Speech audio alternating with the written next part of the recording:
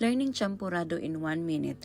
So magamit ta og bahaw, tapos ato na siyang dugmok-dugmukon para di na siya magtapot-tapot, tapos pabukalan na nato.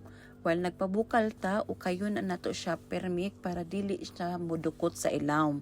Tapos magamit ta og tableya for 4 pieces of tableya. Sa mga wala day nasayod na maligya ko og tableya. So kung ganahan mo wag mo og champurado, pwede ra mo contact nako.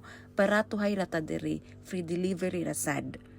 Gamayng sugar, pero depende na sa inyong panlasa ha kung unsa gitam-ison ang inyong gusto. Pero ako ako lang na siyang gigamay kay ato ra na siyang ma-adjust later on. Continue stirring until makuha na to ang consistency sa lapot nga atong gusto. Timailhan nga luto is ang rice bitaw mubukad na siya. So mauna na siya ang sakto nga timpla sa tuang champurado. So maura to, salamat sa pagtanaw.